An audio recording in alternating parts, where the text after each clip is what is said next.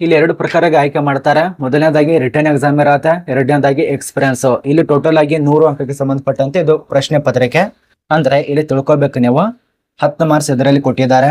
ಇಲ್ಲಿ ನೋಡಿ, ನೀವೇನಾದ್ರೂ ಎಕ್ಸ್ಪೀರಿಯನ್ಸ್ ಇದರಲ್ಲಿ 10 ಮಾರ್ಕ್ಸ್ ಸಿಗ್ಬೇಕಂದ್ರೆ ನೀವು ಎಕ್ಸ್ಪೀರಿಯನ್ಸ್ ಬೇಕಾಗತ್ತೆ. ಇಲ್ಲಿ ಕೊಟ್ಟಿದ್ದಾರೆ ನೋಡಿ, 6 ತಿಂಗಳ ತನಕ ಎಕ್ಸ್ಪೀರಿಯನ್ಸ್ ಇದ್ರೆ ನಿಮಗೆ 10 ಮಾರ್ಕ್ಸ್ ಕಡ್ಡಾಯವಾಗಿ ಸಿಗತ್ತೆ.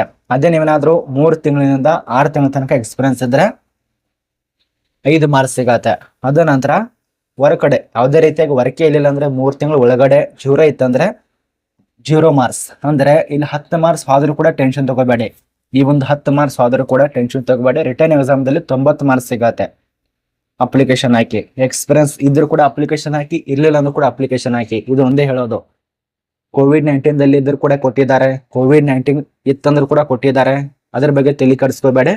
ಕೊಟ್ಟಾರೆ ಇದೊಂದು ಅವಕಾಶ ಸಿಕ್ಕಿದೆ. ರಿಟರ್ನ್ ಎಕ್ಸಾಮ್ ದಲ್ಲಿ 90 ಮಾರ್ಕ್ಸ್ ಸಿಗತ್ತೆ ಅಂದ್ಮೇಲೆ ಯಾಕೆ ಮಿಸ್ ಮಾಡ್ಕೋತಾರೆ ಹೇಳಿ?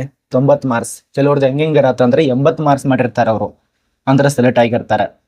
10 ಮಾರ್ಕ್ಸ್ ಆದ್ರ ಬೇಡಿ, 90 ಮಾರ್ಕ್ಸ್ ಇದೆಯಲ್ಲ ಅದ್ರಲ್ಲಿ ನೀವು ಪಾಸ್ ಆಗ್ಬೋದಲ್ಲ. ಆದ ಕಾರಣ ಅಪ್ಲಿಕೇಶನ್ ಹಾಕಿ. ಇದಕ್ಕೆ ಅಪ್ಲಿಕೇಶನ್ ಹಾಕೋದಕ್ಕೆ ಆ ಒಂದು ಲಾಸ್ಟ್ ಡೇಟ್ ನೋಡಿ, ಅವ್ರು ತಿಳಿಸ್ಕೊಟ್ಟಿರೋಂಥ ಮಾಹಿತಿ 1/4/2026 ತನಕ ಅವಕಾಶ ಕೊಟ್ಟಿದ್ದಾರೆ. ಇದು ಯಾವ್ದಪ್ಪ ಅಂದ್ರೆ ಅರ್ಜಿ ಸಲ್ಲಿಸಲು ಕೊನೆಯ ದಿನಾಂಕ ಮಧ್ಯಾಹ್ನ 1 ಗಂಟೆ ತನಕ, ರಾತ್ರಿ ಎಲ್ಲ ಮಧ್ಯಾಹ್ನ 1 ಗಂಟೆ ತನಕ ಕೊಟ್ಟಿದ್ದಾರೆ. ಅದೇ ರೀತಿಯಾಗಿ ಪರೀಕ್ಷೆ ಮತ್ತು ಪಟ್ಟಿ ಪ್ರಕಟಣೆ ಮಾಡುವಂತ ಡೇಟ್ ನೋಡಿ 24ನೇ ತಾರೀಕು, ಏಪ್ರಿಲ್ 24ನೇ ತಾರೀಕದಂದು ರಿಲೀಸ್ ಮಾಡ್ತಾರೆ. ಇದು ನಿಮಗೆ ಗೊತ್ತಾಯ್ತು. ಇನ್ನು ವಯೋಮಿತಿ ನಿಮ್ಗೆ ಎಷ್ಟು ಆಗಿರ್ಬೇಕು ಈ ಒಂದು ಸಂಸ್ಥೆಗೆ ಸಂಬಂಧಪಟ್ಟಂತೆ? ಏಜ್ ಲಿಮಿಟ್ 60 ವರ್ಷ ತನಕ ಇರತ್ತೆ. ಇಲ್ಲಿ ನೋಡಿ, ಟರ್ಮ್ಸ್ ಅಂಡ್ ಕಂಡೀಷನ್ ದಲ್ಲಿ ಏಜ್ ಲಿಮಿಟ್ ದಲ್ಲಿ 60 ವರ್ಷ ಅಪ್ ಟು ಕೊಟ್ಟಿದ್ದಾರೆ. ಒಳಗಡೆ ಇರಬೇಕಾಗತ್ತೆ ವಯೋಮಿತಿ. ಇದು ನಿಮಗೆ ಗೊತ್ತಾಯ್ತು. ಇನ್ನು ಅಪ್ಲಿಕೇಶನ್ ಹಾಕುವಂತ ವಿಳಾಸ ನೋಡಿ. ಅದೇ ರೀತಿಯಾಗಿ ಏನಾದ್ರೂ ಡೌಟ್ ಇದ್ರು ವೆಬ್ಸೈಟ್ ದಲ್ಲಿ ವಿಸಿಟ್ ಆಗ್ಬೇಕಂದ್ರೆ ಇಲ್ಲಿ ಇದೆ ನೋಡಿ, ಅಧಿಕೃತವಾಗಿ ಸರ್ಕಾರ ಗೌರ್ಮೆಂಟ್ ಕೇಂದ್ರ ಸರ್ಕಾರದ ಅಫಿಷಿಯಲ್ ಇರುವಂತ ವೆಬ್ಸೈಟ್ ಇರತ್ತೆ.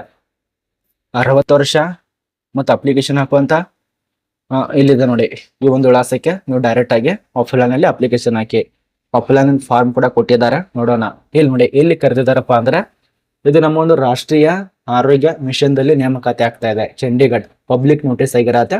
ಆಫೀಸಲ್ಲಿ ಇರುವಂತ ನೋಟಿಸು ಆರೋಗ್ಯ ಸಂಸ್ಥೆಯಲ್ಲಿ ಯಾವಾಗ ರಿಲೀಸ್ ಮಾಡಿದ್ದಾರೆ ಇಲ್ಲಿ ಗಮನಿಸ್ತಾ ಇರಬಹುದು. 21ನೇ ತಾರೀಕು ಅಂದ್ರೆ ಮಾರ್ಚ್ 21ನೇ ತಾರೀಕಿಂದ ರಿಲೀಸ್ ಮಾಡಿದ್ದಾರೆ. ಅಂದಿನಿಂದ ಸ್ಟಾರ್ಟ್ ಆಗಿದೆ. ಅರ್ಜಿ ಸಲ್ಲಿಸಿ ಆಯ್ಕೆ ಆದ್ರೆ 25,000ದಿಂದ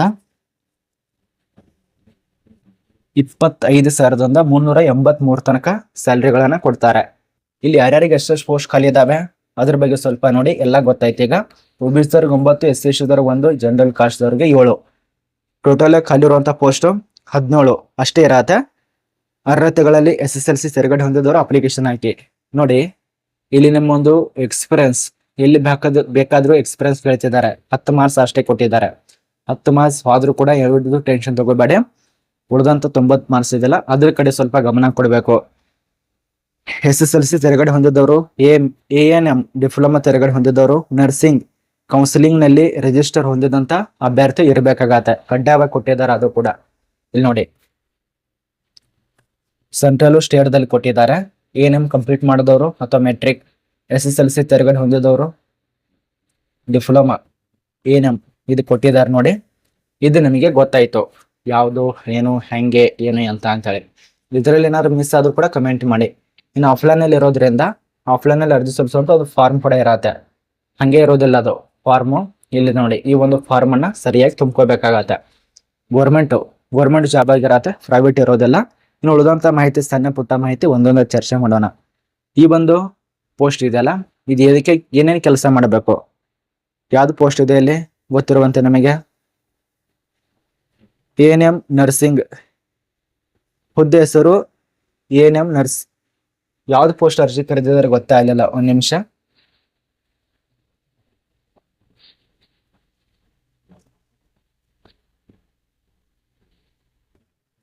ಯಾವ್ದು ಪೋಸ್ಟಿಗೆ ಅರ್ಜಿ ಕರೆದಿದ್ದಾರೆ ನೋಡಿ ಇದು. ಇಲ್ಲಿ ನೋಡಿ, ANM ನರ್ಸ್ ಇದರಲ್ಲಿ ಖಾಲಿ ಇರತ್ತೆ. RBSK ANM ನರ್ಸ್ ಖಾಲಿ ಇರತ್ತೆ. ಇದು ಅಪ್ಲಿಕೇಶನ್ ಹಾಕಿ. ಇದು ನಮ್ಗೆ ಗೊತ್ತಾಯ್ತು. ಏನೇನು ಕೆಲಸ ಮಾಡಬೇಕು, ಇದು ಆರೋಗ್ಯ ಸೇವೆಗಳನ್ನ ಕೆಲಸ ಮಾಡ್ಬೇಕಾಗತ್ತೆ. ಗ್ರಾಮದಲ್ಲಿ ಅಥವಾ ನಗರ ಮಟ್ಟದಲ್ಲಿ ನರ್ಸಿಂಗ್ ವರ್ಕ್ ಇರತ್ತೆ. ಒಂದು ಆಸ್ಪತ್ರೆ ಇರತ್ತೆ, ಅದರಲ್ಲಿ ನರ್ಸಿಂಗ್ ವರ್ತನ ಮಾಡ್ಬೇಕಾಗತ್ತೆ. ಇನ್ನು RBSK ಅದೇ ರೀತಿಯಾಗಿ NHM ಯೋಜನೆ ಅಡಿಯಲ್ಲಿ ಕೆಲಸಗಳನ್ನ ಮಾಡ್ಬೇಕಾಗತ್ತೆ. ಅವರು 3 ಫೈಟ್ ಅನ್ನ ಕೊಟ್ಟಿದ್ದಾರೆ. ಮೊದಲನೇ ಫೈಟು ಆರೋಗ್ಯ ಸೇವೆಗಳಲ್ಲಿ ಕೆಲಸ ಮಾಡಬೇಕು. ಎರಡನೇದಾಗಿ ಗ್ರಾಮ ಅಥವಾ ನಗರ ಮಟ್ಟದಲ್ಲಿ ಕೆಲಸ ಮಾಡ್ಬೇಕಾಗತ್ತೆ. ನರ್ಸಿಂಗ್ ವರ್ಕ್ ಇರತ್ತೆ, ಆ ಒಂದು ಕೆಲಸ ಮಾಡಬೇಕು. ಅದೇ ರೀತಿಯಾಗಿ RBSK ಅಂತೇಳಿ NHM ಯೋಜನೆ ಅಡಿಯಲ್ಲಿ ಕೆಲಸ ಮಾಡಬೇಕು. ಇದು ಕೆಲಸದ ಸ್ವರೂಪ ಆಗಿರತ್ತೆ. ಇನ್ನು ಆಯ್ಕೆ ಪ್ರಕಾರದಲ್ಲಿ ರಿಟರ್ನ್ ಎಕ್ಸಾಮ್ದು 90 ಮಾರ್ಕ್ಸು, ಎಕ್ಸ್ಪೀರಿಯನ್ಸ್ 10 ಮಾರ್ಕ್ಸು. ಇರ್ಲಿಲ್ಲ ಅಂದ್ರೂ ಕೂಡ ನಡೆಯುತ್ತೆ, ಟೆನ್ಷನ್ ತಗೋಬೇಡಿ. ಅರ್ಜಿ ವಿಧಾನ ಇದು ಆನ್ಲೈನ್ ಇರೋದಿಲ್ಲ, ಆಫ್ಲೈನ್ ಇರತ್ತೆ. ಆಫ್ಲೈನ್ ನಲ್ಲಿ ಅರ್ಜಿ ಸಲ್ಲಿಸೋದು ಮಿಷನ್ ಡೈರೆಕ್ಟರ್ NHM 4ನೇ floor, administrative block sector 16 Chandigarh. ಇಲ್ಲಿ ಅಪ್ಲಿಕೇಶನ್ ಹಾಕಬೇಕು. ಇನ್ನು ಇದಕ್ಕೆ ಏನೆಲ್ಲ ಡಾಕ್ಯುಮೆಂಟ್ಸ್ ಬೇಕಾಗತ್ತೆ? ANM ಸರ್ಟಿಫಿಕೇಟ್ ಬೇಕು, SSLC ಮಾರ್ಕ್ಸ್ ಕಾರ್ಡ್ ಬೇಕು, ರಿಜಿಸ್ಟ್ರೇಷನ್ ಸರ್ಟಿಫಿಕೇಟು, ಕಾಸ್ಟ್ ಸರ್ಟಿಫಿಕೇಟು ಇದ್ದಲ್ಲಿ ಮಾತ್ರ, ಎಕ್ಸ್ಪೀರಿಯನ್ಸ್ ಸರ್ಟಿಫಿಕೇಟು, ನಿಮ್ಮೊಂದು ಪಾಸ್ಪೋರ್ಟ್ ಸೈಜ್ ಫೋಟೋಗಳು ಬೇಕಾಗತ್ತೆ. ಇಷ್ಟು ಕೊಟ್ಟಿದ್ದಾರೆ. ಇದು ಇನ್ನೊಂದು ಹೇಳಬೇಕು, ಕಾಂಟ್ರಾಕ್ಟ್ ಬೇಸಿಸ್ ಇರತ್ತೆ, ಪರ್ಮನೆಂಟ್ ಜಾಬ್ ಇರೋದಿಲ್ಲ, ಕಾಂಟ್ರಾಕ್ಟ್ ಬೇಸಿಸ್ ಇರತ್ತೆ. ಸರ್ಕಾರ ಇರತ್ತೆ, ಬಟ್ ಕಾಂಟ್ರಾಕ್ಟ್ ಬೇಸಿಸ್. ಅಂದ್ರೆ ಎಲ್ಲಿ ತನಕ ಕೆಲಸ ಮಾಡ್ಬೇಕು ನೀವು? 31/3/2027 ತನಕ ಮಾತ್ರ ಕೆಲಸ ಮಾಡಬೇಕು. ನಂತರ ನಿಮಗೆ ಏನಾದ್ರೂ ಕೆಲಸಕ್ಕೆ ಸಂಬಂಧಪಟ್ಟಂತೆ ಇತ್ತಂದ್ರೆ ನಿಮ್ಗೆ ಮುಂದಗಡೆ ಡೇಟ್ ಕೂಡ ವಿಸ್ತರಣೆ ಮಾಡ್ತಾರೆ. ಅಂದ್ರೆ 31/3/2027 ತನಕ ಮಾತ್ರ ಅವಕಾಶ. ಅಲ್ಲಿ ತನಕ ನಿಮಗೆ ಈ ಒಂದು ರಾಷ್ಟ್ರೀಯ ಮಿಷನ್ ಆರೋಗ್ಯ ಮಿಷನ್ದಲ್ಲಿ ಸೇವೆಯನ್ನು ಸಲ್ಲಿಸಬಹುದು. ಆ ಒಂದು ಡೇಟ್ ಕೂಡ ಇದರಲ್ಲಿ ಕೊಟ್ಟಿರಬಹುದು.